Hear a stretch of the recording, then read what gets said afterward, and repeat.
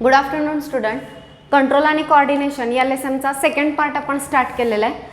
Hormone आणि त्याला आपण केमिकल कंट्रोल म्हणतो किंवा एंडोक्राइन सिस्टीम म्हणतो. तर आपल्या बॉडीमध्ये हार्मोन्समधून कसं कोऑर्डिनेशन कॅरी आउट केलं जातं हे आपण या पार्टमध्ये स्टडी करतोय. सो काल आपण हा पॉईंट स्टार्ट केला होता. एंडोक्राइन ग्लँड म्हणजे काय याच्याबद्दल थोडक्यात मी तुम्हाला सांगितलेलं की या ग्लँड डक्टलेस ग्लँड असतात. त्यांना त्यांचं सिक्रेशन कॅरी करण्यासाठी ट्यूब नसते. ते त्यांचं सिक्रेशन डायरेक्टली ब्लडमध्ये रिलीज करतात. बॉडीमध्ये ब्लड ज्या ठिकाणी प्रेझेंट असणार त्या त्या ठिकाणी हे हार्मोन जे आहेत ते प्रेझेंट असणार हे आपण बघितलं. बॉडीमध्ये सगळीकडे हार्मोन प्रेझेंट आहेत त्यामुळे कोणत्याही ऑर्गनवरती ॲक्ट करतात असं होत नाही. ते फक्त त्यांच्या टार्गेट ऑर्गनवरतीच काम करतात. ओके, तर हे आपण याच्यामध्ये काही पॉईंट्स बघितले. त्यानंतर नेक्स्ट आपण प्रॉपर्टीज ऑफ हार्मोन हाही यातलेही 1-2-3 पॉईंट झालेले आहेत. एकदा रिवाईज करते. सगळ्यांनी बघा, जर शॉर्टमध्ये तुम्ही लिहून घेतलं तर तुमची नोट तयार होईल आणि लक्षात ठेवायला तुम्हाला सोपं जाईल. जर शक्य असेल, जमत असेल तर तुम्ही लिहून घ्या बोर्डवरचं. लिहिलं म्हणजे सुद्धा 2 वेळा रीड केल्यासारखे समजायला अजून हेल्प होते.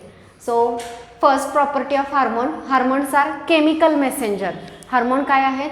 मेसेंजर आहेत. मेसेज कॅरी करण्याचं काम करतात. मग फॉर एक्झाम्पल इन्सुलिन हार्मोन आहे. इन्सुलिन कुठला मेसेज नेणार आहे? तर इन्सुलिन हार्मोन ब्लडची ग्लुकोज लेवल वाढली की सिक्रेट होतो आणि इन्सुलिन हार्मोन सिक्रेट झाला की ब्लड ग्लुकोज लेवल कमी केली जाते. सो ग्लुकोज लेवल कमी करण्याचा मेसेज त्याने कॅरी केला. सो यावेळी वेगवेगळे हार्मोन जे आहेत हे मेसेंजर म्हणून काम करणार आहेत, मेसेज नेणार आहेत वेगवेगळ्या ऑर्गनकडे. So hormones are chemical messenger. Next, they are effective even at low concentration also. Hormone खूप कमी कॉन्सन्ट्रेशनला सुद्धा इफेक्टिव्ह असतात, कमी कॉन्सन्ट्रेशनला सुद्धा काम करतात. हे व्यवस्थित लक्षात ठेवा. दे are effective at low concentration also.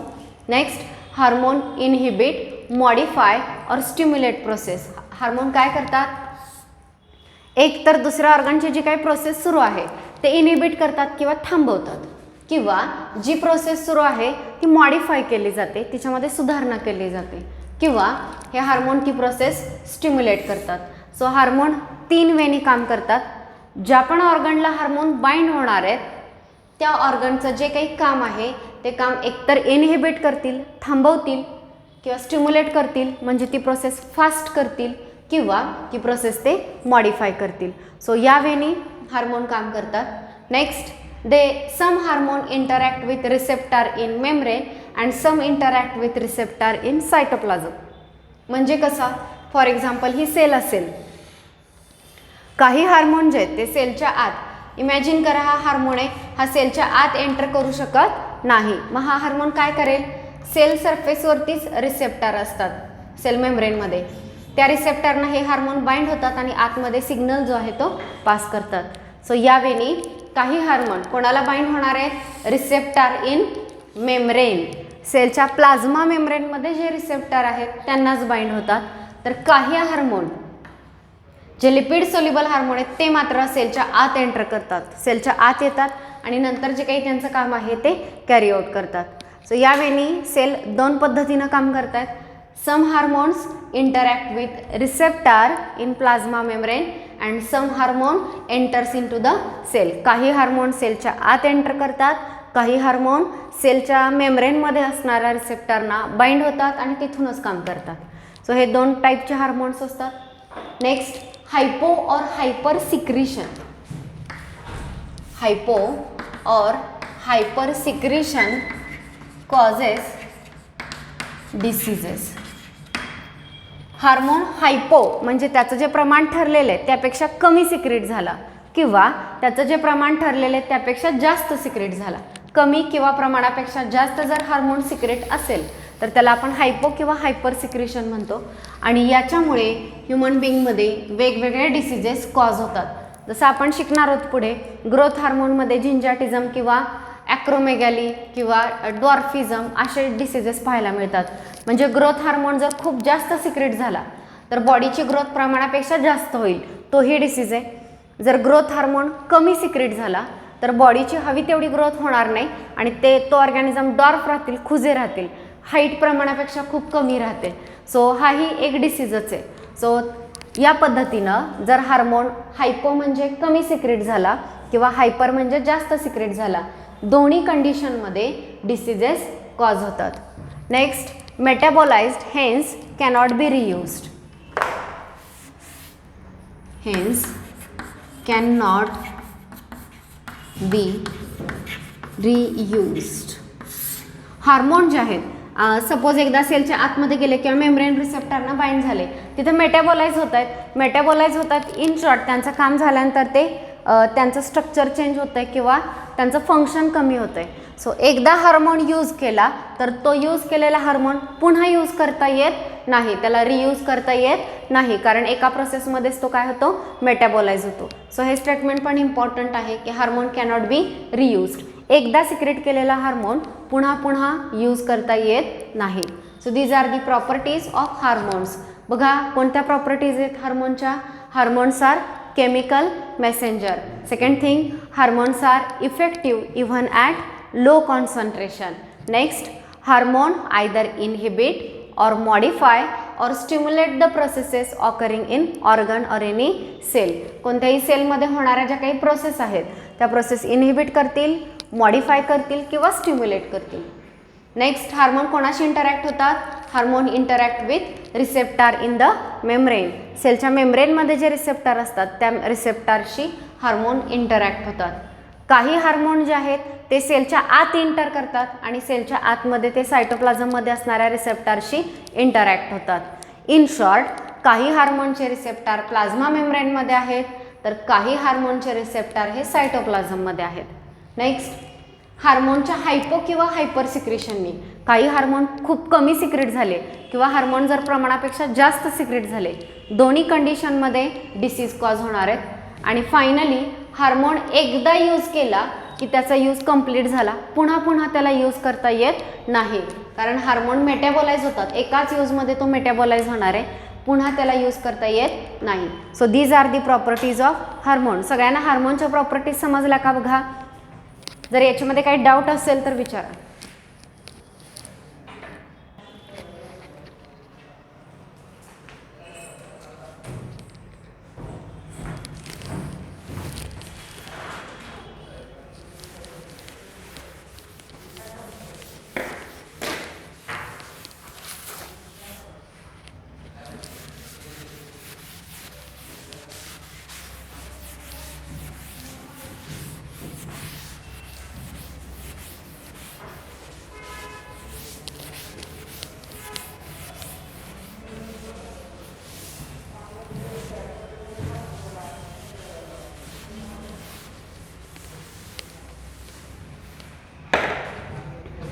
So next is mechanism of hormone action.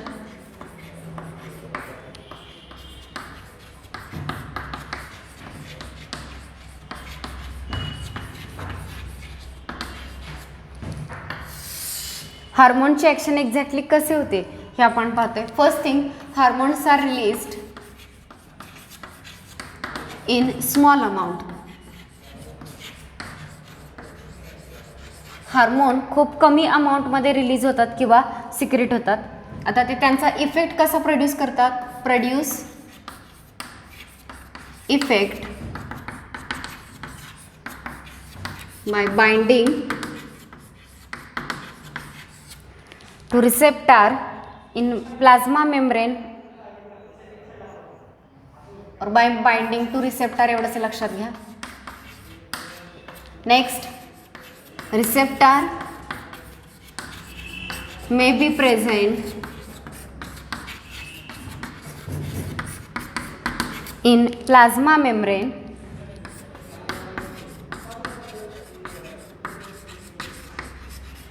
or receptor may be present in cytoplasm.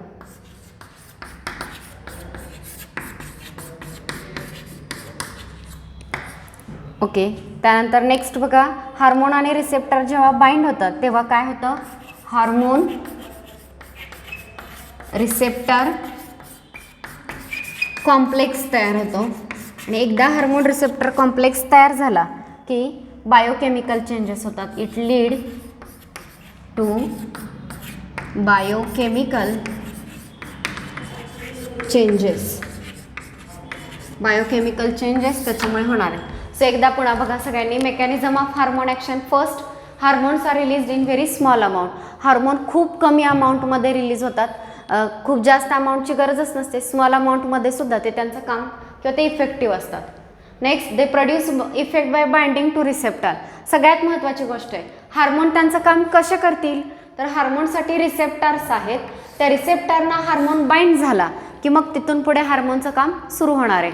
In short, एखाद्या सेलनी सपोज हार्मोन रिलीज केला तर या रिलीज केलेल्या हार्मोनला त्याचं काम करण्यासाठी कोणाची गरज असते, रिसेप्टरची गरज असते. ओके, आता हे रिसेप्टर मग कुठे आहेत, या हार्मोनचं समजा ह्या 2-4 सेल आहेत, तर या सगळ्या सेलमध्ये या हार्मोनची टार्गेट सेल ही असेल. ठीक आहे, तर जी टार्गेट सेल आहे या टार्गेट सेलच्या मेम्ब्रेनमध्ये रिसेप्टर असतात किंवा टार्गेट सेलच्या आत रिसेप्टर प्रेझेंट असतात.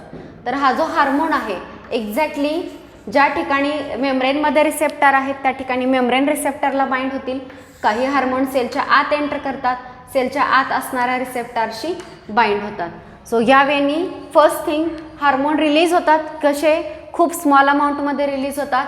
सेकंड थिंग, हार्मोनला जर त्यांचा इफेक्ट दाखवायचा असेल, त्यांना जर त्यांचं काम करायचं असेल तर कोणाची गरज पडते, रिसेप्टरची गरज पडते. थर्ड थिंग, मग कुठे आहेत हे रिसेप्टर, तर हे रिसेप्टर 2च कंडिशन आहेत, एकतर प्लाझ्मा मेम्ब्रेनमध्ये असतात किंवा सेलच्या सायटोप्लाझममध्ये रिसेप्टर्स प्रेझेंट असतात. ओके, मग आता काम पुढे कसं होणार आहे, तर हा हार्मोन आणि मी इथं रिसेप्टर पुन्हा एकदा इथं बाजूला काढते. समजा हा रिसेप्टर आहे प्लाझ्मा मेम्ब्रेनमधला. हार्मोन आणि रिसेप्टर एकमेकांना बाइंड झाले की जे तयार झालं याला म्हणायचं हार्मोन रिसेप्टर कॉम्प्लेक्स. हा काय तयार झाला, हार्मोन रिसेप्टर कॉम्प्लेक्स तयार झाला. कसा तयार झाला, हार्मोन आणि रिसेप्टर्स एकमेकांना बाइंड झाल्यानंतर जो कॉम्प्लेक्स तयार होतो त्याला म्हटलं जातं hormone receptor complex. It lead to biochemical changes in the cell. एकदा हा कॉम्प्लेक्स तयार झाला की सेलच्या आतमध्ये काही रिॲक्शन होतात, काही बायोकेमिकल चेंजेस होतात आणि ह्या हार्मोन त्याचं काम करायला सुरुवात करतो. सो इथपर्यंत समजलं. एक सेल, काही सेल काय करतील, हार्मोन तयार करतील. तयार होताना हार्मोन खूप जास्त लागत नाही, खूप स्मॉल क्वांटिटीमध्ये सुद्धा हार्मोन त्याचं काम करणार आहे. नेक्स्ट, हार्मोनला काम करायचं असेल तर काय लागतात त्याच्यासाठी, रिसेप्टर्स लागतात. रिसेप्टर कुठे असतात, 2च लोकेशन आहेत, एकतर प्लाझ्मा मेम्ब्रेनमध्ये असतील इन्सर्ट झालेले किंवा काही रिसेप्टर सेलच्या सायटोप्लाझममध्ये असतात. मग पुढे काय होतं बघा, हार्मोन आणि हा रिसेप्टर जेव्हा एकमेकांना बाइंड होतात तेव्हा जो कॉम्प्लेक्स तयार होतो त्याला म्हटलं जातं हार्मोन रिसेप्टर कॉम्प्लेक्स. एकदा कॉम्प्लेक्स तयार झाला की त्यामुळे सेलच्या आतमध्ये बायोकेमिकल चेंजेस घडून येतात आणि जो काही हार्मोनचा इफेक्ट आहे तो इफेक्ट आपल्याला पाहायला मिळतो. आता आपण बघितलं की हार्मोनचे रिसेप्टर 2 ठिकाणी आहेत, एकतर प्लाझ्मा मेम्ब्रेनमध्ये किंवा सायटोप्लाझममध्ये. मग आता हा जो हार्मोन आहे हा हार्मोन काम 2 पद्धतीनं करेल. काही हार्मोन प्लाझ्मा मेम्ब्रेनमधल्या रिसेप्टरला बाइंड होतात, काही सेलच्या आत एंटर करतात. दोघांचीही काम करण्याची पद्धत थोडीशी वेगळी आहे. मग त्या दोन्ही पद्धती आपण पाहणार आहोत. सो हे बोर्डवरचं कंटेंट सगळ्यांनी नोट करा आणि यात जर काही डाऊट असेल तर विचारा.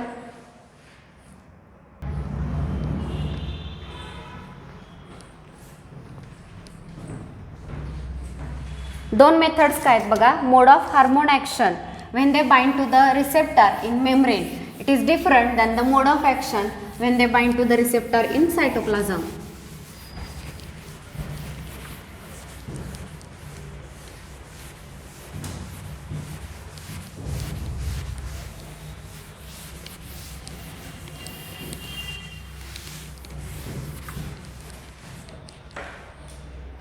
So first, mode of hormone action.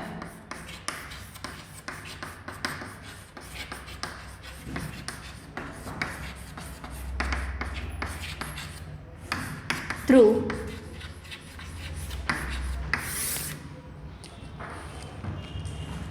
membrane receptor.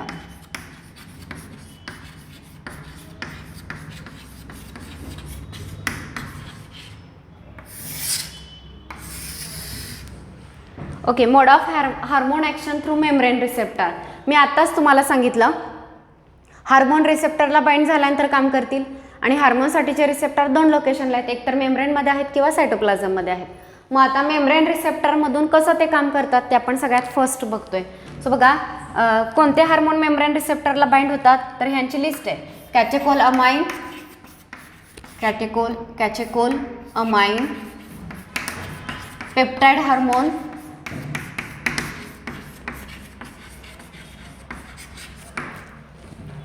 Polypeptide hormone.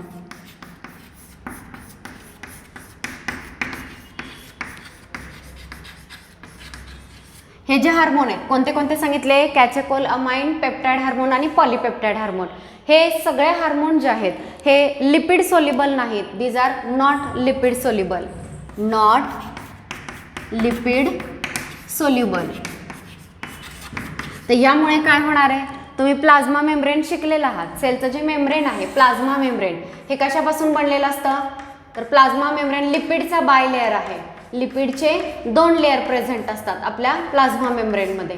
मग आता बघा जर एखाद्या हार्मोनला या सेलच्या आत एंटर करायचं असेल तर त्याला हे प्लाझ्मा मेम्ब्रेन क्रॉस करून आत यावं लागेल. आत्ता जे मी हार्मोन सांगितलेत कॅटेकोलअमाइन, पेप्टाइड हार्मोन, पॉलीपेप्टाइड हार्मोन, हे हार्मोन या लिपिडमध्ये डिझॉल्व्ह होऊच शकत नाहीत. लिपिडमध्ये सोल्युबल नाही आहेत ते. त्यामुळे लिपिडपासून बनलेला मेम्ब्रेन त्यांना क्रॉस करता येत नाही. सो नीट लक्षात घ्या की काही हार्मोन मेम्ब्रेन रिसेप्टरनाच का बाइंड होतात, सेलच्या आत का नाहीत येत तर त्याच्यामध्ये ते जे हार्मोन आहेत हे लिपिड इनसोल्युबल आहेत. ते सेलच्या आत एंटर करू शकत नाहीत कारण सेलचं मेम्ब्रेन जे आहे ते लिपिडपासून बनलेलं आहे. ओके, त्यानंतर नेक्स्ट बघा. Okay, they are not lipid soluble, does not enter in target cell, enter in target cell. ते त्यांच्या टार्गेट सेलमध्ये एंटर करू शकत नाहीत. ओके, मग आता याच्यामध्ये non steroid hormone water soluble. Okay, याच्यामध्ये कोणते हार्मोन येतात, नॉन स्टेरॉइड हार्मोन जे वॉटर सोल्युबल आहेत, वॉटरमध्ये डिझॉल्व्ह होतात, लिपिडमध्ये होत नाहीत. मग आता सगळ्यात महत्त्वाचं काम कसं करतील, सगळ्यात first hormone bind to receptor in plasma membrane. Hormone bind to receptor in plasma membrane. एकदा प्लाझ्मा मेम्ब्रेनमध्ये असणाऱ्या रिसेप्टरना हार्मोन बाइंड झाले की काय तयार होणार आहे, हार्मोन रिसेप्टर कॉम्प्लेक्स तयार होईल. Hormone receptor complex is form. Hormone receptor complex जो आहे तो तयार होतो. एकदा हार्मोन रिसेप्टर कॉम्प्लेक्स तयार झाला की ज्या ठिकाणी हार्मोन रिसेप्टर कॉम्प्लेक्स तयार झालेला आहे त्या ठिकाणाहून एक एन्झाईम रिलीज होतं. वन एन्झाईम इज रिलीज्ड आणि त्या एन्झाईमचं नेम आहे ॲडेनायलेट सायक्लेज. ॲडेनायलेट सायक्लेज. आणि एकदा ॲडेनायलेट सायक्लेज रिलीज झाला की ATP ॲडेनोसाईन ट्रायफॉस्फेट आता सगळ्यांना माहिती आहे त्याचं कन्व्हर्जन सायक्लिक AMP मध्ये केलं जातं ॲडेनायलेट सायक्लेज या एन्झाईममुळे. आणि सायक्लिक AMP जो आहे हा सेकंड मेसेंजर म्हणून काम करतो. It act as second messenger. ठीक आहे, आता बोर्डवरचं कंटेंट समजून घेण्यासाठी ही डायग्राम बघा.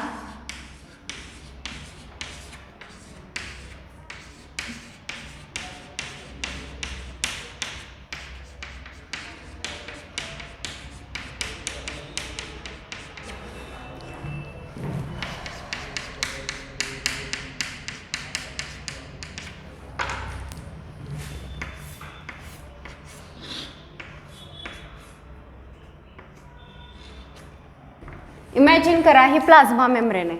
ठीक आहे, एखाद्या सेलची मेम्ब्रेन आहे. आता कोणते हार्मोन, कॅटेकोलअमाइन हे एक एक्झाम्पल सांगितलं, 2 पेप्टाइड हार्मोन किंवा 3 पॉलीपेप्टाइड हार्मोन. अजून एक खाली दिलेला आहे नॉन स्टेरॉइड हार्मोन, जे हार्मोन स्टेरॉइड नाही आहेत, ज्यांच्या नावात स्टेरॉइड म्हणजे आपण बघा अल्डोस्टेरॉन, नेममध्ये स्टेरॉन किंवा स्टेरॉइड येतं. ओके, कॉर्टिकोस्टेरॉइड, मिनरलो कॉर्टिकोस्टेरॉइड, ग्लुकोकॉर्टिकोस्टेरॉइड, ते स्टेरॉइड हार्मोन आहेत, लिपिड्सपासून बनलेले आहेत. सो स्टेरॉइड हार्मोन लिपिडमध्ये डिझॉल्व्ह होतात. मात्र जे नॉन स्टेरॉइड हार्मोन आहेत, नीट लक्षात घ्या, non steroid hormone, catecholamine, peptide hormone आणि पॉलीपेप्टाइड हार्मोन, ही लिस्ट पाठ करायची आहे. हे हार्मोन कुठे नाहीत एंटर करू शकत, हे सेल मेम्ब्रेन क्रॉस करून सेलच्या आतमध्ये एंटर करू शकत नाहीत. का नाही ते एंटर करू शकत? कारण ते लिपिडमध्ये सोल्युबल नाही आहेत. लिपिडचा काय संबंध आहे? प्लाझ्मा मेम्ब्रेन लिपिडपासून बनलेली आहे. सेलच्या आत यायचं झालं, हे प्लाझ्मा मेम्ब्रेन क्रॉस करायचं झालं तर ती गोष्ट लिपिडमध्ये सोल्युबल असेल तरच आत येऊ शकते, अदरवाईज येऊ शकत नाही. सो ते नाही आहेत सोल्युबल, सो आतमध्ये येत नाहीत. मग काम कसं करणार? तर ह्या मेम्ब्रेनमध्येच रिसेप्टर असतात. हा व्हाईट कलरचा जो दाखवला आहे हा रिसेप्टर आहे. ठीक आहे. मग आता जे हार्मोन्स आहेत ते हार्मोन या मेम्ब्रेन रिसेप्टरना, समजा हा मी ब्ल्यू कलरचा जो ड्रॉ केला तो हार्मोन आहे, हा हार्मोन या रिसेप्टरला बाइंड झाला की काय तयार झालं? याला काय म्हणणार आता आपण? हार्मोन आणि रिसेप्टर बाइंड झाला की काय म्हणायचं? सांगा पटकन. हार्मोन आणि रिसेप्टर बाइंड झाले एकमेकांना की काय तयार होतो? हार्मोन रिसेप्टर कॉम्प्लेक्स तयार होतो. काय तयार होणार आहे? Hormone receptor complex. ओके. एकदा हार्मोन रिसेप्टर कॉम्प्लेक्स तयार झाला, ज्या ठिकाणी तयार होते त्या ठिकाणी एक एन्झाईम तयार होतं.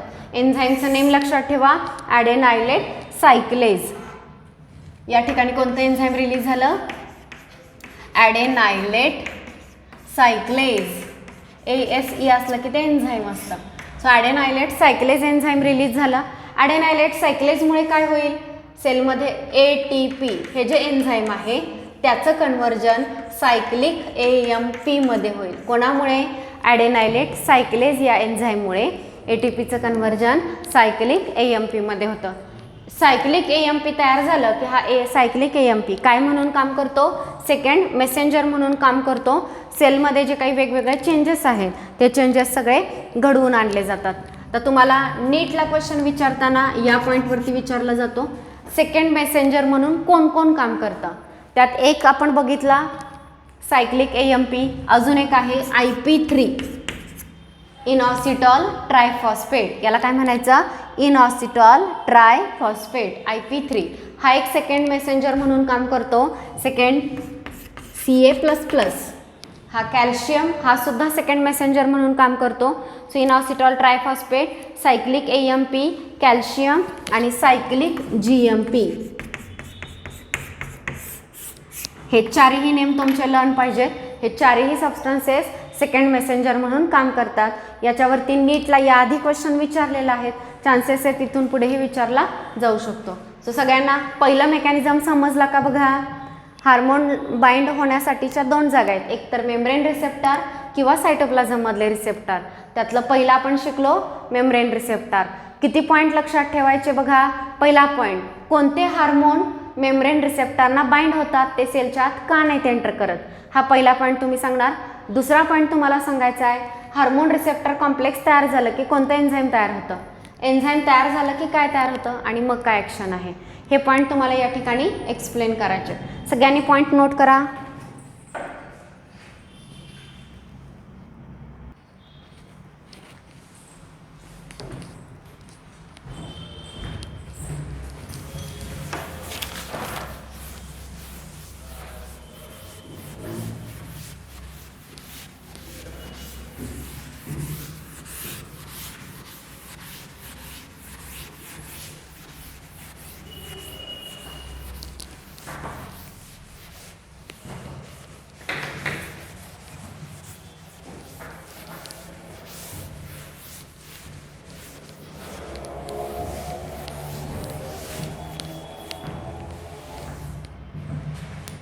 Next, mode of hormone action.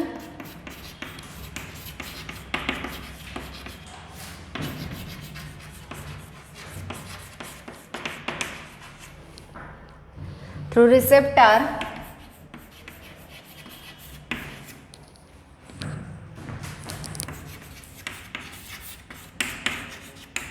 in cytoplasm.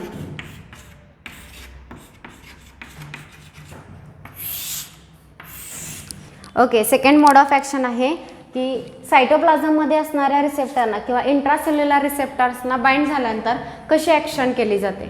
So बघा, स्टेरॉइड, थायरॉइड हार्मोन, कोणते हार्मोन, जसं आपण मगाशी लक्षात ठेवलं कॅचेकोलामाइन, पेप्टाइड आणि पॉलिपेप्टाइड, तसे इथं काय लक्षात ठेवायचं, स्टेरॉइड हार्मोन,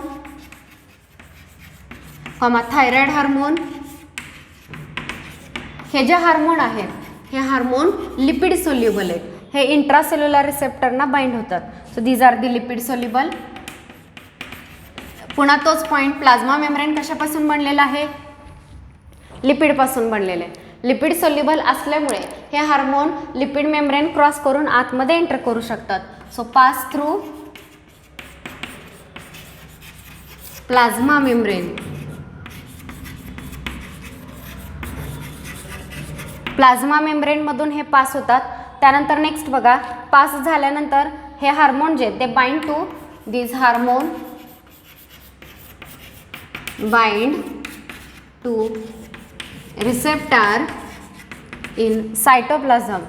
सायटोप्लाझममध्ये असणाऱ्या रिसेप्टरना हे बाइंड होतात. सायटोप्लाझममधल्या रिसेप्टरना बाइंड झाले, कोणत्याही रिसेप्टरला बाइंड झालं की तयार होतो hormone receptor complex. Hormone receptor complex तयार होतो. हार्मोन रिसेप्टर कॉम्प्लेक्स तयार झाल्यानंतर तो न्यूक्लियसमध्ये एंटर करतो. It enter in nucleus. Okay, आणि न्यूक्लियसमध्ये एंटर केल्यानंतर it bind to regulatory site of DNA. आता एवढंच सगळ्यांनी नीट लक्षात घ्या. पहिली गोष्ट, सायटोप्लाझममध्ये असणाऱ्या रिसेप्टरना कोणते हार्मोन बाइंड होणार आहेत? स्टेरॉइड हार्मोन किंवा थायरॉइड हार्मोन जे आहेत हे. का बरं हे? आता इथं पुन्हा ती आपण डायग्राम काढणार आहोत. फॉर एक्झाम्पल, हे प्लाझ्मा मेम्ब्रेन आहे जे लिपिडच्या बायलेअरपासून बनलेलं आहे.